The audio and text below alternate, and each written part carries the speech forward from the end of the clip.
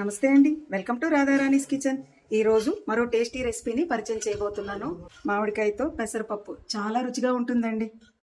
నోటికి పుల్లగా కారంగా తిన్న కొద్దీ తినాలి అనిపించేలా ఉండే ఈ మామిడికాయ పప్పు తయారీ విధానం చూద్దాం. మామిడికాయ పెసరపప్పు తయారీకి కావాల్సిన పదార్థాలు: ముందుగా మామిడికాయని చిన్నగా ముక్కలుగా కట్ చేసుకోవాలండి.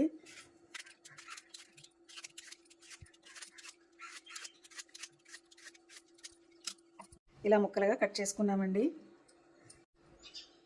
ఒక మామిడికాయకి ఈ గ్లాస్ పప్పు తీసుకున్నానండి, పెసరపప్పు. మనం పులుపు ఎక్కువ తింటాం అనుకోండి, కాస్త ఎక్కువగా మామిడికాయ ముక్కల్ని తీసుకోవాలి. ఈ మామిడికాయ చాలా పులుపు ఉంది, అందుకని నేను ఒక కాయనే తీసుకున్నాను. పెసరపప్పు ఇలా వాటర్లో వేసుకొని చక్కగా ఒక 2 సార్లు కడగాలండి. ఒక గిన్నె స్టవ్ పై పెట్టుకొని పెసరపప్పు ఉడికించుకుందాం. ముందుగా తగినంత వాటర్ వేసుకొని 2-3 సార్లు చక్కగా కడిగిన పెసరపప్పుని వాటర్లో వేసుకోవాలండి. వాటర్ మరిగే వరకు మూత పెట్టుకుందాం.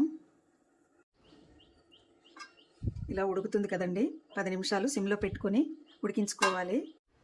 మూత పెట్టుకుని 10 నిమిషాలు అయిందండి. ఉడికిందో లేదో చూద్దాం.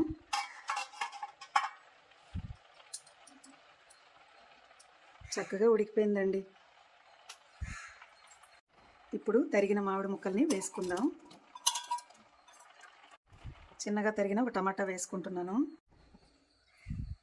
తరుక్కున్న ఉల్లి ఒకటి వేసుకుంటున్నానండి. పచ్చిమిర్చి, పసుపు, రుచికి సరిపడా ఉప్పు, 1 స్పూన్ కారం వేసుకుని ఇలా మామిడికాయ ముక్కల్ని ఇలా అదిమి పెట్టి పెట్టుకోవాలండి. పప్పు అంతా కలపకూడదు, ఇలానే పెట్టాలి.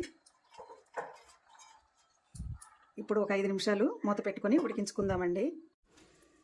5 నిమిషాలు అయిందండి.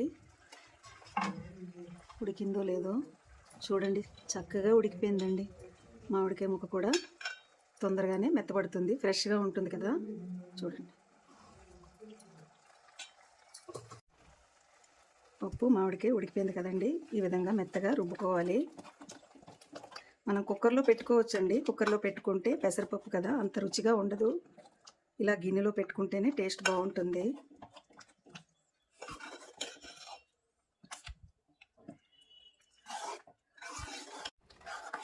పప్పు ఈ విధంగా రుబ్బుకున్నాక తగినంత వాటర్ వేసుకోవాలండి.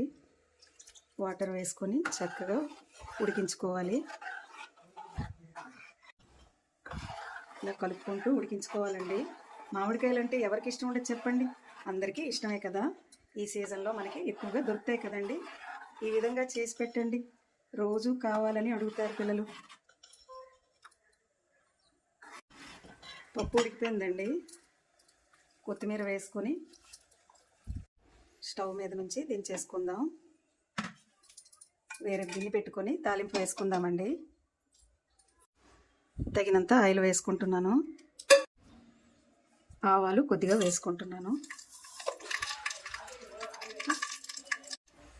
ఆవాలు వేగుతున్నాయండి.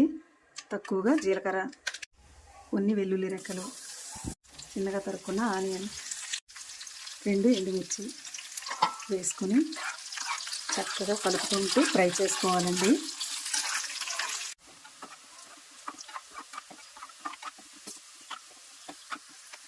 తాలింపు వేగిపోయిందండి. కర్రీ లీవ్స్ వేసుకొని స్టవ్ ఆఫ్ చేసుకుంటున్నాను. స్టవ్ ఆఫ్ చేసుకున్నాక ఒకసారి చక్కగా కలుపుకొని పప్పులోకి వేసుకోవడమేనండి.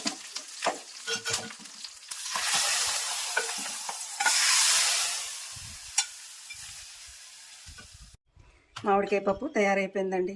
ఇంతేనండి, చూడండి ఎంతో ఈజీగా చక్కగా చేసేయచ్చు తక్కువ టైంలో. వేడి వేడి అన్నంలోకి కాస్త పప్పు వేసుకొని తిన్నామంటే కమ్మని రుచితో ప్రతి ముద్దని ఆస్వాదిస్తూ తినేయొచ్చండి. మీకు కనుక ఈ వీడియో నచ్చినట్లయితే లైక్ చేయండి, షేర్ చేయండి, మా ఛానల్కి సపోర్ట్ చేయండి. Thanks for watching.